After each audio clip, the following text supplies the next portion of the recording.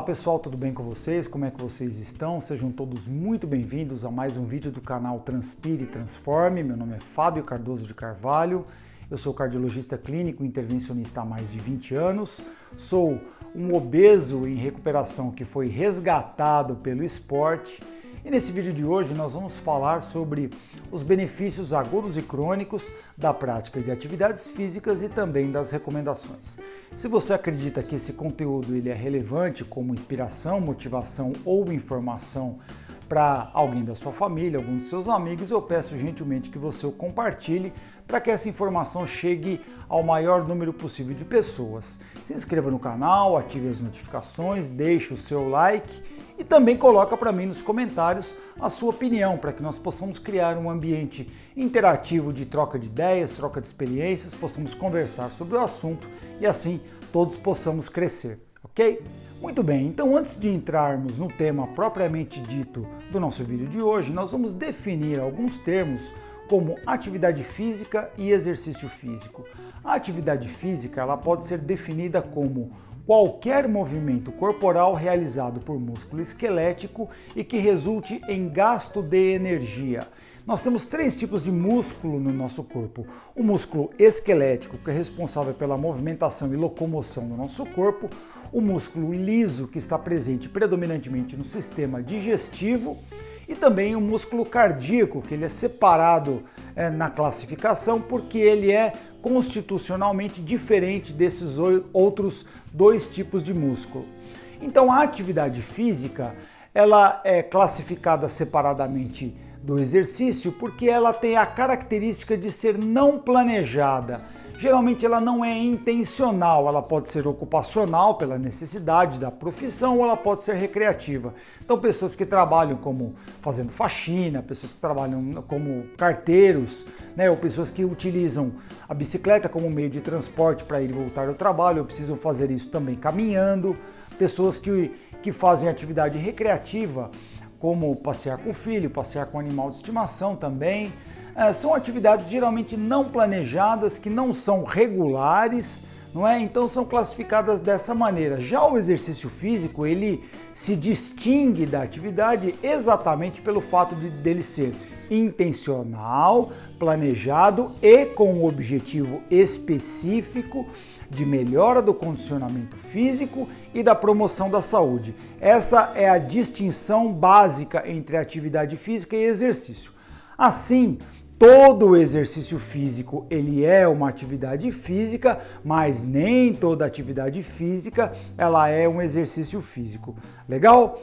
Beleza? Ficou clara essa distinção? Muito bem, então nós vamos avançar. É claro que a atividade física ela produz benefícios para o nosso corpo quando comparadas com o sedentarismo. Melhor fazer alguma coisa do que não fazer nada, mesmo que seja numa situação dessa ocupacional. Mas quando nós falamos em benefícios na saúde cardiovascular e na saúde do nosso corpo como um todo, nós estamos nos referindo à atividade física planejada, o exercício físico, e assim nós podemos dividir os benefícios entre agudos e crônicos.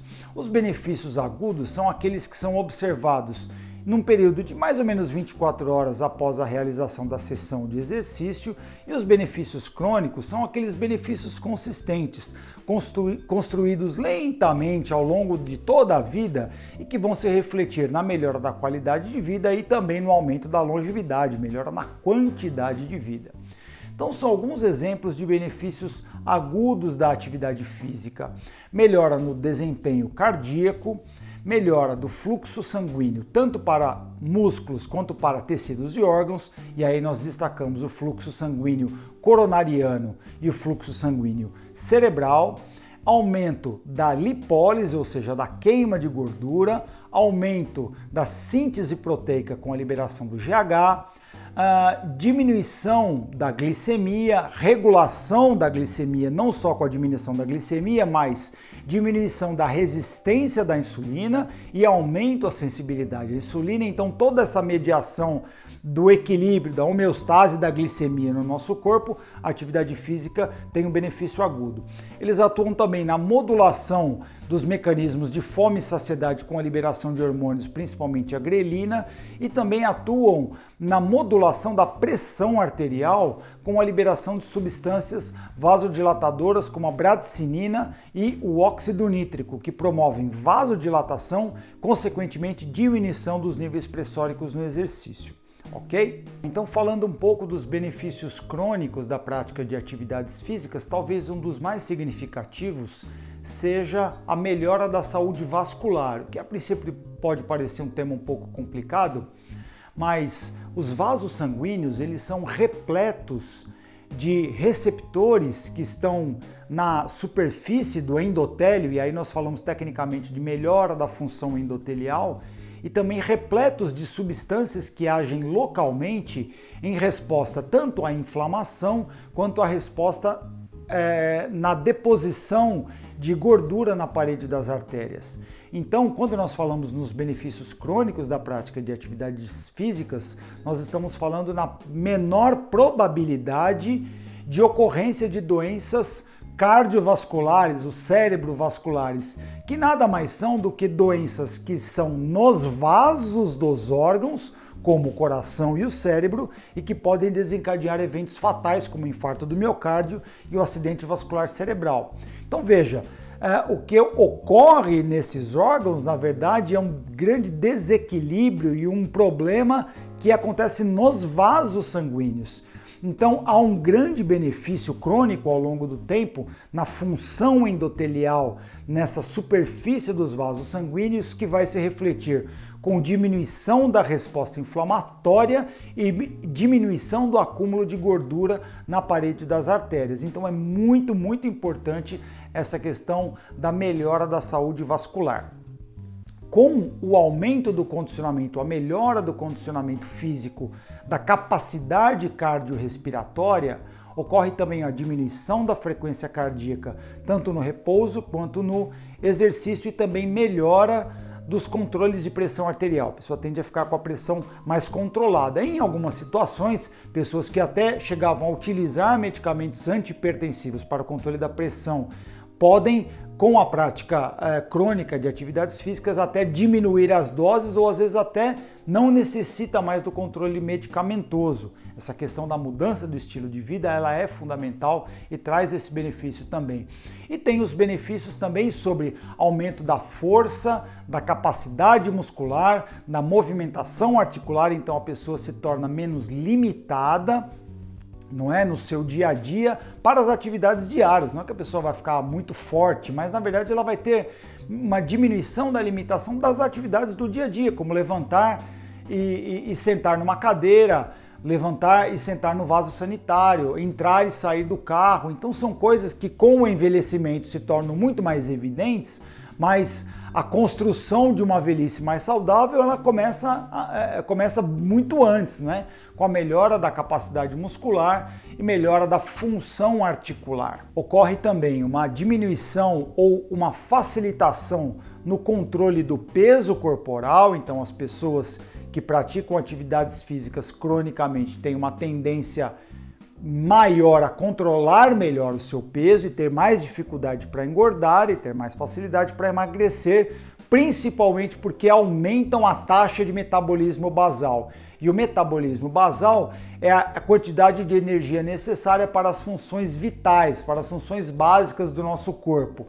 Com a prática de atividades físicas frequente, você aumenta a taxa de metabolismo basal, facilitando o emagrecimento e diminuindo a probabilidade de ganho de peso.